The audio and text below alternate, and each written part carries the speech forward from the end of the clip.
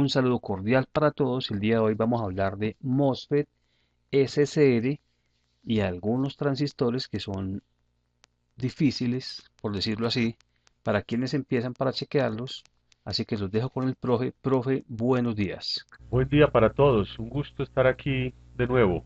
Eh, Se me ocurre decir, antes de empezar con el tema que ha sido iniciativa de nosotros el plantearlo, de que de pronto, ya sea en el transcurso de la charla de hoy o en el transcurso de la semana, sugerir algún tema que los inquiete, así no sea una cuestión propiamente relacionada con una falla que tengan en el taller, porque en este momento pues nosotros nos imaginamos que este tema puede ser de interés, aunque para alguno que otro puede de pronto ser un poco elemental. Entonces, por esa razón, podríamos pensar en que tal vez de parte de ustedes una sugerencia acerca del tema que les interese para hablar sería interesante. Bueno, entonces vamos a hablar alrededor de un tema interesante que cada vez se hace más frecuente y es el tema de los MOSFET. Los MOSFET, que los trabajamos muchísimo en puentes especialmente, la mayoría de los que nosotros trabajamos, diríamos más del 80%, son canal N, de los cuales tenemos acá pues el dibujo, la, una imagen de un ejemplar y entonces normalmente tenemos, esta es puerta, drenador y surtidor. En, Cuando tenemos el elemento físico al frente, normalmente, digamos el 99% de las veces, entonces es gate, drenador y surtidor. Siempre, siempre, siempre es así. Ah, bueno, ese orden no cambia nunca. Ese orden no cambia. Ese orden no cambia. Como estamos hablando de los que más se acostumbra a tener en la mesa del taller, entonces habíamos dicho hace un momento que más del 80% son canal N tipo ensanchamiento, que es una clase específica de MOSFET, la más común que se presenta. Ellos tienen un diodo entre drenador y surtidor, como podemos ver acá en la imagen de la derecha. Ese diodo se mide en el... Para el chequeo, lo primero que tenemos que tener en cuenta es, primero, descargar la, el elemento. Eso significa que ponemos todos los terminales en cortocircuito. Entonces, después de poner todos los terminales en cortocircuito, con el multímetro en la escala de diodos, solamente debe medir un diodito entre drenador y surtidor. Habíamos dicho que siempre es esta la puerta, este el drenador y este el surtidor. El resto de medidas, abierto. Puede ser que en algún momento diga uno, hombre, está malo, pero a lo mejor es que lo ha gatillado. ¿Qué significa gatillar un MOSFET? Es hacer con el multímetro que el transistor conduzca. ¿Cómo se gatilla? Para entender si en algún momento lo hemos hecho involuntariamente y de pronto estamos midiendo que una medida está como errónea. En ese caso, si tenemos dudas, volvemos a cortocircuitar las tres patas del MOSFET y volvemos a medir. Solamente nos debe dar diodo entre el drenador y surtidor en la posición que está señalando el dibujo, o sea, cátodo, punta negra en el centro y ánodo en la derecha. La mayoría de las fallas que presenta el diodo MOSFET físicamente hablando, son fáciles de detectar, puesto que se pone en corto. Casi nunca el MOSFET puede decirse que tenga, para la experiencia que nosotros hemos registrado en taller, que tenga un funcionamiento intermitente. Casi nunca pasa eso. O un funcionamiento a medias, que tenga alguna fuga simplemente. Es difícil. Casi siempre se ponen en corto total. O sea que, profe, ese no es de los que cambian por sospecha. Pues sí, generalmente uno el MOSFET lo encuentra definitivamente en corto y no tiene discusión ese estado. Ahora, gatillar un MOSFET es útil cuando tenemos dudas si midiéndolo bien no sabemos si él puede trabajar mal. Entonces, primero, volvemos a cortocircuitar todas las patas para empezar, de modo que si está gatillado, pues lo volvemos al estado de apertura completa, poniendo las tres patillas en corto. Luego ponemos la punta roja en la puerta, ya sabemos que esta es la puerta, la primera. Ponemos la punta negra en el surtidor y de esa manera, entonces, decíamos, poner la punta roja en la puerta, la punta roja de la escala de diodos del multímetro. Un multímetro en la escala de diodos, si lo medimos con otro multímetro en la escala de voltios, nos va a registrar alrededor de 2,5 voltios, de pronto 3 voltios. Quiere decir que cuando usamos el tester en la escala de diodos, él está sacando más o menos 2 voltios, 2,5 voltios o 3 voltios, eso depende de marca y modelo, a través de las puntas. Con esos 2,5 voltios vamos a tratar de gatillar el MOSFET. Cuando hemos hecho tocar la punta roja del tester con la puerta del MOSFET y la punta negra con el surtidor, ya no solamente nos va a medir en un sentido, en el sentido del diodo, ya nos va a medir una resistencia entre estos dos lugares y en ambos sentidos. Va a medir una resistencia entre estos dos lugares, en un sentido y en otro. Ahí lo tenemos gatillado.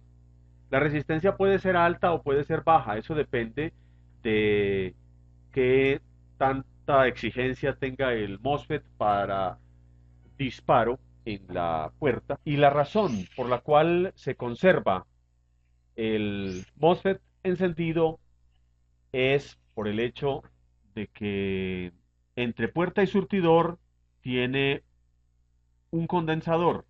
Entonces, esa es la manera de ver cuando un MOSFET está gatillado. Y decía que se queda gatillado porque el terminal de puerta internamente, cuando uno pone la punta roja en ella y la punta negra en el pin de surtidor, carga un condensador interno que hay entre la puerta y el surtidor. Ese condensador, al quedar cargado con la corriente que ha suministrado el voltímetro, entonces es capaz de presentar una resistencia relativamente baja entre drenador y surtidor. De esa manera nosotros comprobaremos que el MOSFET está en buen estado. Esa resistencia desaparecerá en el momento en que nosotros volvamos a cortocircuitar el MOSFET y volverá a quedar en el estado anterior, donde simplemente teníamos un diodo entre drenador y surtidor. Bueno, el asunto con el MOSFET es hasta aquí relativamente sencillo. No sé si Freddy tenga alguna inquietud de pregunta al respecto, porque no veo otra cosa que agregar. Profe, una pregunta. Para hacer un domicilio en el bolso, cuando yo hacía domicilio, ya no lo hago, me llevo un horizontal de buena calidad, un de 2580, porque sé que me va a servir para reemplazar cualquiera. ¿Qué MOSFET me recomienda que guarde en el bolso? En realidad, como los usos de los MOSFET realmente tienen, Como para una fuente. no son tan típicos como el caso de la salida horizontal. Si nosotros dijéramos que estamos en el caso de una fuente, normalmente en televisores LCD o plasma inclusive, Entonces podríamos decir, hombre, está en la fuente de standby, está en la fuente, en otra de las fuentes. Eso podría variar las características del diodo. A ese respecto, de pronto, entonces hay una inquietud que me surge.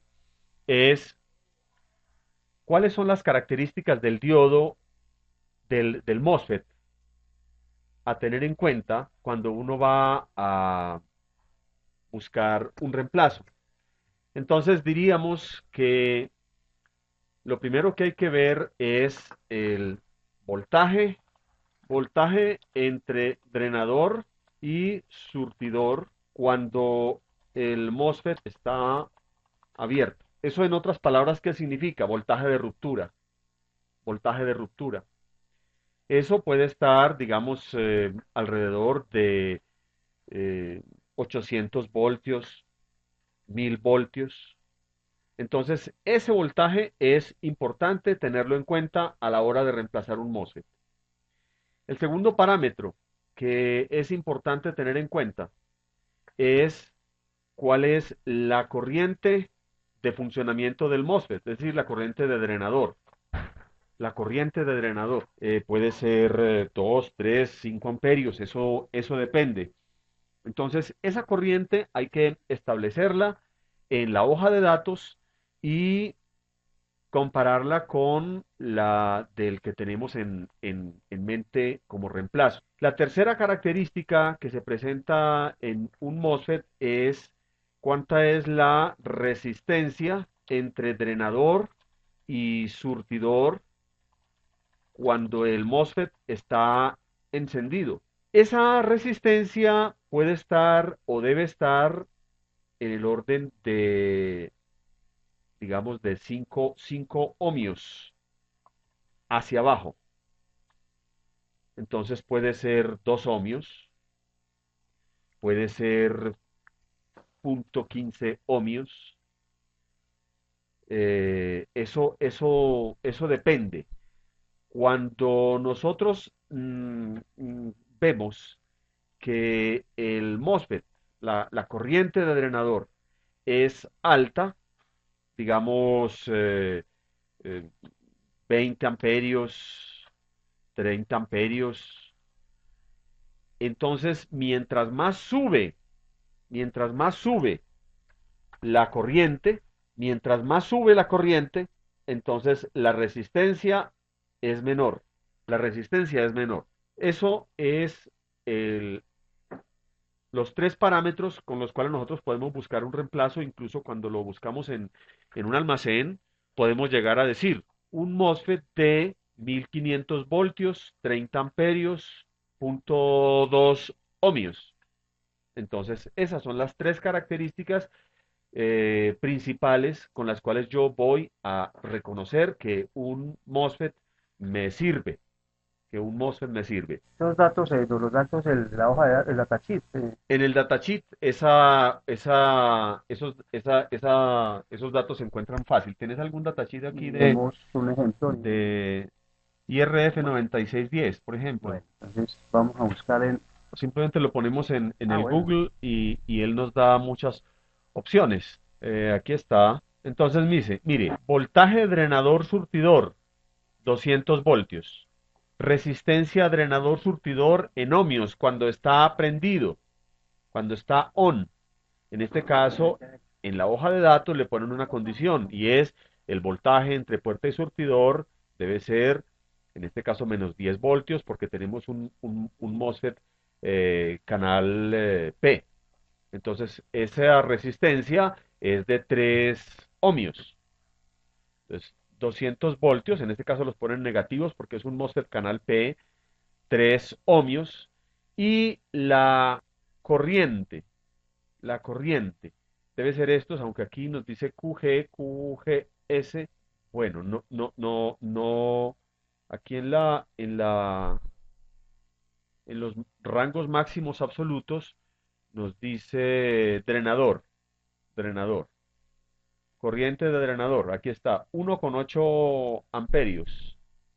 1,8 amperios o un amperio, eso depende de la temperatura. la temperatura. De MOSFET en este momento no hay en mi concepto algo más que agregar. El siguiente tópico que me sugirió Freddy es hablar un poquito de la situación de los SSRs. Cualquiera de nosotros podría pensar, hombre, pero es que si hablamos de televisión, de equipos de sonido, ¿dónde están los SSRs? Así como como para que justifique hablar de ellos. El SSR físico, el elemento discreto como tal, se ve pocas veces en un aparato de equipo de sonido o de televisión, incluso hablando de LCDs o plasmas, pues realmente no se presenta en la forma física muy a menudo. Sin embargo, es un hecho que los SSRs sí se presentan como elementos compuestos por dos transistores. Vamos a mirar. Primero, un SSR es un diodo, por consiguiente, se puede usar como rectificador, pero tiene un tercer terminal a través del cual se controla. Y los pines corresponden entonces a ánodo y cátodo normales de un diodo, y la puerta es el tercer terminal a través del cual podemos ejercer un control. El control en el diodo es solamente en el momento del disparo. Después de que lo disparamos, ya el SSR ya no regresa a apagado, a no ser que yo le retire la polarización o lo ponga en cortocircuito. Las formas físicas comunes de un SSR como tal, pues están aquí dibujadas y podría ser este nombrado como BT151 con una figura TO220 o un transistor de mediana potencia con disipador metálico o de pasta, como en este caso. Incluso transistores o más bien SCRs de forma de transistor pequeño, pero realmente la manera como nosotros más lo encontramos es en la forma de dos transistores. Dos transistores que forman un SCR y están unidos como en este caso. Voy a ponerlo más cercano porque es el que más nos interesa. Entonces se conformaría por un transistor PNP junto con un NPN unidos, de modo que la base del uno está conectada al colector del otro, los emisores están libres, siendo el emisor del PNP el ánodo del diodo, el emisor del NPN el cátodo del diodo y la puerta sería la base del NPN. Cuando los disparamos, tenemos aquí en la figura de la izquierda una fuentecita de 9 voltios que a través de un switch que está permanentemente cerrado, polariza el circuito conformado por una resistencita, en este caso R2 de 390 ohmios, un diodo LED y un SCR por ánodo, el SCR físico. En la puerta del SCR tenemos una resistencia de 1 kilo ohmio. Decíamos que para gatillar o disparar este SCR debemos llevar un voltaje positivo entre puerta y cátodo para que él se encienda. Entonces, vamos a hacerlo. Al encender el switch, al conmutar el switch, el LED se ha prendido. Eso significa que el SCR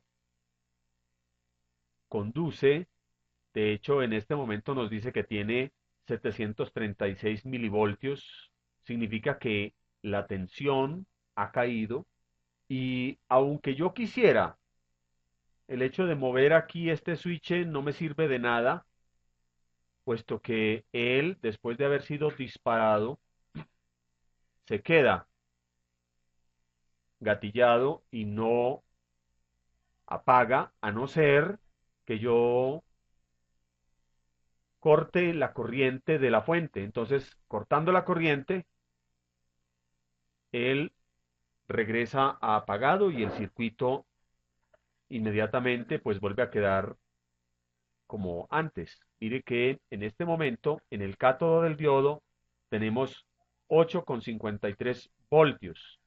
8,53 voltios. No me conduce, no me conduce corriente. Diríamos 8,53 voltios de los 9 que tenemos acá, pero no está conduciendo porque el LED no está prendido. Significa que hasta que no le demos, hasta que no le demos a la puerta del MOSFET, esos 8,53 voltios que tenemos en el cátodo del LED no se van a transformar en ese voltaje tan pequeño que hará que circule corriente y lo encienda. Muy bien. Ahora, aquí a la derecha tenemos el equivalente, el circuito equivalente del SCR con dos transistorcitos muy comunes, un 2N3906, un transistor PNP, un 2N3904, un transistor NPN, y unas resistencitas, las R4 y R5, simplemente están puestas entre base y emisor de cada uno de los transistores con el fin de mantenerlos apagados, mientras no haya una corriente circulando por la resistencia 3, que sería la que prenda el SCR. Eso se vendría a llevar a cabo cuando yo le conmute el switch 3. Y en ese caso, el resultado sería prender este LED que tenemos en la parte superior. En este caso tenemos una fuentecita de 3 voltios. Lo vamos a prender. Ahí están conduciendo los dos transistores. ¿Cómo es que los dos transistores conducen si yo no les tengo nada en la puerta en este momento aplicado? Resulta que la conducción que mantiene al circuito con el LED encendido y por consiguiente circulando corriente, se retroalimenta de un transistor hacia el otro. A pesar de que en este momento el switch 3 está abierto, la circulación de corriente entre emisor y colector del transistor PNP alimenta la base. Y entonces mire que en la base tenemos 822 milivoltios, o sea, 0.8 voltios. Está circulando 8,7 miliamperios. Esos dos transistores en este momento están switchados, se están comportando como dos switches. De la misma manera, el circuito base emisor del transistor PNP tiene circulación de corriente porque esa corriente circula a través del mismo colector emisor del transistor Q2, la misma corriente que está excitando la base emisor del 2N3906. Todo este carretazo, dirán ustedes, bueno, el dibujo está muy sabrosito, pero esto no es más que todo carreta, no es algo como demasiado elemental. Resulta que un circuito como este lo tenemos nosotros muy frecuentemente en protecciones de televisión. Suponga, vamos a despolarizar el circuito para apagar, igual este. Suponga que tenemos este circuito de la derecha que sabemos ya está conformado por un SCR a través de los transistores Q1 y Q2 en un aparato de televisión como el en Sony. tanto en televisor convencional como en televisores LCD, en la fuente, en la zona de protección. Vamos a suponer que esta corriente que pasa por aquí, por el LED, sería una corriente que en vez de alimentar el LED, va a alimentar el encendido, ya sea de una fuente, de cualquier circuito, o de un micro, o de un circuito cualquiera, como acabo de decir. Si en algún momento ese circuito experimentara un corto, hay elementos que sensan cuando ese corto se registra e inmediatamente le dicen al SCR por la puerta que apague, es decir, que lleve la orden de encendido que iría de aquí hacia ese terminal que tenemos en mente, está funcionando gracias a esta orden, le dice, no, no me lo deje ir hacia allá, túmbelo. Al tumbarlo, al tumbarlo, que es cuando se excita el circuito del LED, entonces la corriente que circularía hacia arriba se viene hacia tierra y apaga el circuito para proteger. Estamos hablando de un televisor KB21FM100. Este circuito, compuesto por los transistores Q573 y Q572, vemos que se compagina con el que acabamos de ver en el ejemplo del simulador. Aquí tenemos el transistor NPN, están unidos base del uno con el colector del otro. El emisor del PNP sería el ánodo. Ese emisor está pegado a algún punto que en este caso, como el plano es por secciones, entonces no nos da oportunidad de ir hacia el origen, pero podríamos decir que aquí en este lugar tendríamos la orden de power. Aquí tendríamos la orden de power. Esa orden de power, cuando hay algún corto en el aparato, es llevada a tierra por este circuito por el hecho de que haya un censo. Vamos a ver si aquí en este pedazo de plano nos deja ver el lugar del censo. Sí, aquí está. Mire que aquí dice Q590 protector. Este protector, que es un transistor PNP,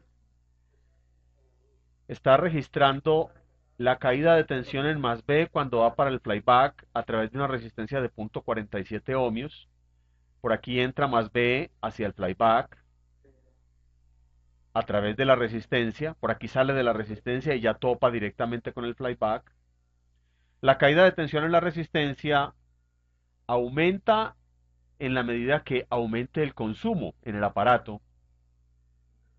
Por consiguiente, el circuito de base emisor de este televisor estará registrando una aproximación mayor o menor hacia la conducción. En el momento en que la diferencia de tensión entre los dos extremos de la resistencia sea suficiente, por efecto de un exceso de corriente, el transistor va a conducir y va a llevar desde emisor hacia colector a través de este diodo y por aquí nos vamos a subir y vamos a llegar directamente a la base del SCR. Volteamos por acá y subimos. Y ya aquí estamos en la base del SCR. Cuando el SCR se detalla por base de que es necesario apagar, entonces conduce.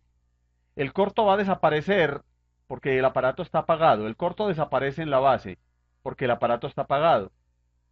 Sin embargo, como vimos ahora, no es necesario que haya excitación de la base, la excitación inicial de la base del SSR, por el hecho de que ya los dos transistores, teniendo como polarización la orden de encendido del televisor, se mantienen mutuamente en conducción. Regresemos a observar el circuito. Aquí ya es evidente que después de darle el gatillado por este switch, ellos ya se mantienen conduciendo siempre y cuando en el ánodo haya un voltaje. Y ese voltaje, en el caso del plano, está dado por la orden de encendido del televisor. Entonces, cuando el televisor apaga la oscilación horizontal, se está protegiendo, puesto que el corto que estábamos diciendo protege el transistor de este plano, es en toda la salida horizontal, concretamente en el flyback. Ahí tenemos entonces la razón para considerar esos apuntes que vimos del SCR y hablarles del hoy. Si hay alguna inquietud, bienvenida. En la forma en que trabaja el SSR, entonces ahí está la respuesta por la cual el televisor hay que desconectarlo para que vuelva y trate de prender, porque cuando se apaga y uno le da power ya no hace nada. Sí, eso sucede en algunos televisores. Hay que desconectarlo o volverle a dar la orden de apagado para que vuelva a encender. En otros no es necesario porque hay un terminal del micro que se entera cuando el circuito ha disparado la protección e inmediatamente él dice, ah, bueno, ya apagaron el televisor, entonces cancelemos la orden de encendido. Entonces hay algunos televisores en donde usted lo ve protegerse o lo siente protegerse, pero le da la orden de encendido y vuelve a obedecer de inmediato. O sea que eso depende del diseño del aparato. Bueno, Bueno, hablando de, bueno, yo voy a hacer la pregunta del novato. Eh, Habíamos hablado después de hablar de transistores, pero es algo muy elemental. Pero en personas que recién empiezan con esto, tienen mucha dificultad, sobre todo en saber cuándo un transistor de salida horizontal está bueno o no, por el hecho de tener una resistencia y un diodo. Entonces, mostrar como un poquitico un transistor de salida horizontal y tener claridad sobre esto. a ver, cuando hablamos de la salida horizontal, circuito de salida horizontal, hombre, más que todo que chequear el transistor, que el 99% de las veces se pone en corto, definitivamente, mide en corto por todas partes, es ver cuándo nos orientamos o cómo nos orientamos cuando el transistor de pronto se calienta más de la cuenta y no logramos como controlar eso. Primero, diremos que una salida horizontal puesta siempre mide corto entre base y emisor, pero mide diodo entre colector y emisor. Entonces, cuando chequeamos el transistor de salida horizontal puesto, normalmente chequeamos entre colector y emisor y si no hay continuidad, significa que el transistor está bueno. Solamente hemos visto en un modelo de Samsung que en ocasiones un transistor de salida horizontal no funciona aun cuando no mide corto. Estando la oscilación presente, el transistor no logra pasar. Decíamos que un transistor de salida horizontal rara vez se abre como en el caso de cierto modelo de Samsung, en donde sin medir corto, el transistor no funciona y simplemente hay que cambiarlo porque comprobamos que hay oscilación horizontal.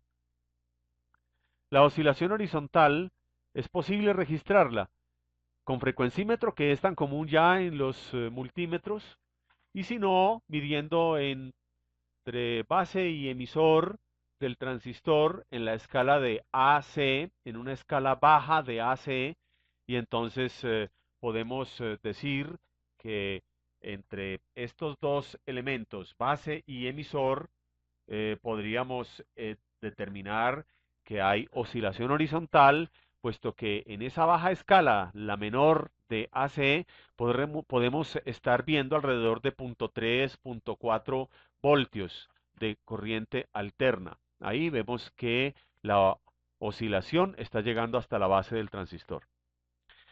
Cuando tenemos en una salida horizontal que de pronto la cambiamos y pueden suceder dos, dos opciones. Una, que el transistor se caliente al cabo de 4 o 5 minutos de una manera incontrolada y termine por quemarse nuevamente. O dos, que el transistor, con solo conectar el aparato, vuelva a ponerse en corto. Esas son dos cosas que son relativamente frecuentes en el taller. Supongamos que el transistor se pone en corto sin, sin decir ni pío, De una. de una. Entonces, vamos a decir que en un caso como ese, la mayoría, o el 90% de las veces, no es calidad del transistor, porque el transistor, por malito que sea, siempre alcanza a prender el televisor y a dejarlo siquiera un minutico prendido. Supongamos que el transistor sea de muy mala calidad, pero sí lo prende siquiera más de un minuto. Cuando un transistor se pone en corto de inmediato, entonces hay que revisar los condensadores entre colector y emisor. Entonces vamos a decir que tenemos acá el transistor de salida horizontal y los condensadores que están en esta zona pueden ser causa de que estando abierto este condensador tengamos el problema de que el televisor se quema de inmediato. Revisar este condensador. Ese condensador se abre, se puede abrir sin mostrar externamente signos de estar abierto. Esa es una causa frecuente, probable, de que el transistor se queme con solo conectar el aparato. Pasa mucho en LG. Pasa en LG. El C6090 se reemplaza, vuelve y se quema, y es el transistor 183J que está, condensador, perdón, que está abierto. Esa falla es muy común. Sí. Entonces, la culpa se la echan al vendedor del transistor. Es que está vendiendo transistores de mala calidad. No, no es el transistor, es el condensador que está abierto. Es muy común esa falla últimamente. Bueno, resulta que cuando tenemos televisores de pantalla bastante plana, que llamamos slim, entonces aquí en la salida horizontal tenemos un par de diodos en serie a tierra y de el par de diodos también tenemos pegado un par de condensadores y de aquí está pegado el circuito que llamamos pin cushion. Este circuito es el que se encarga de mantener la geometría de la pantalla. Entonces vamos a dibujar aquí una pantalla. Vamos a ver cómo nos queda. Y la imagen, entonces, cuando la imagen abre con una cierta deformación en este sentido, que llamamos deformación de cojín, las líneas aquí se ven curveadas o de pronto esta zona sombreada, Para eso está el circuito que se adhiere a esta parte de la salida horizontal y se llama la corrección de pin cushion o corrección de cojín. Pues bien, estamos hablando de que la salida horizontal, entonces hay casos en donde se comienza a calentar rápidamente. Entonces, en un caso como ese, es posible que tengamos uno de estos dos condensadores con problemas. Puede ser este condensador abierto. Y eso hace que este diodo, que es el inferior, eche humo, se calienta, se quema. Al quemarse, entonces la pantalla nos queda de esta manera. Esos son elementos que causan bastante frecuentemente un problema en salida horizontal y, y puede incidir también en la temperatura de la salida horizontal. Profe, hablando de esto, se me viene a la mente una pregunta. Generalmente uno tiene su cajita con condensadores, pero nunca tiene el que necesita cuando el televisor falla por condensadores. Eso es como la ley de Morphy.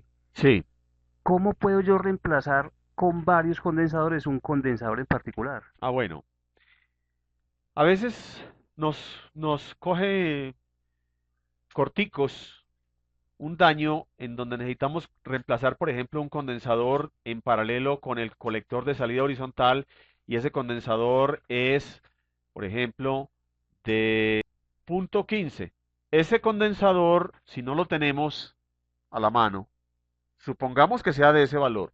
No estoy diciendo que lo sea y no recuerdo si hay alguno con ese valor. Entonces, por ejemplo, tenemos varios condensadores de opción. Por ejemplo, tengo un condensador de punto 33, tengo de punto 22, tengo de punto 1, tengo de punto... Entonces, un condensador como este de punto 15 es posible hacerlo sumando condensadores en paralelo o poniendo condensadores en serie. Eso depende del valor. Yo puedo lograr hacer un condensador de determinado valor poniendo dos condensadores en paralelo o dos condensadores en serie, pero solamente tengo que saber que aquí en serie baja, baja. Y en paralelo la capacitancia sube. Correcto, la capacitancia sube. Muy bien. Entonces, para poner el de punto 15, tenemos aquí los dos de punto 33. Punto 33. Pero si tuviéramos, Y el voltaje, profe. bueno, ya enseguida hablamos del voltaje. Si tuviéramos aquí que hacer, por ejemplo, aquí le podríamos poner punto 1 y aquí le podríamos agregar uno de punto 047. Y eso nos daría punto 15. Aquí sí nos daría este. Y en este caso, estos dos de punto 33 nos darían el de punto 15. Bueno, ahora, el voltaje. Resulta que cuando yo tengo capacitancias en serie, bueno, cuando yo tengo capacitancias en serie, el voltaje me sube.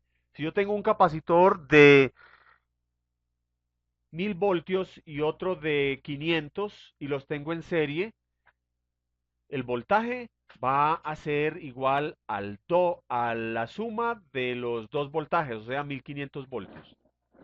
En cambio, si tengo dos capacitores en paralelo, el voltaje va a ser el del menor. Si yo tengo uno a 100 voltios y otro a 1500 voltios, malo, porque el de 100 voltios va a ser la capacitancia el voltaje de ese par. Condensador no polar. Pregunta Pedro, ¿cómo hago para reemplazar un condensador no polar? Si son dos electrolíticos y yo quiero hacer uno no polar, los uno por el por el cátodo, o sea, por el negativo, o los uno por el positivo. Los uno por el negativo y los uno por o por el positivo. Entonces, si yo tengo esto, nos daría un condensador no polar.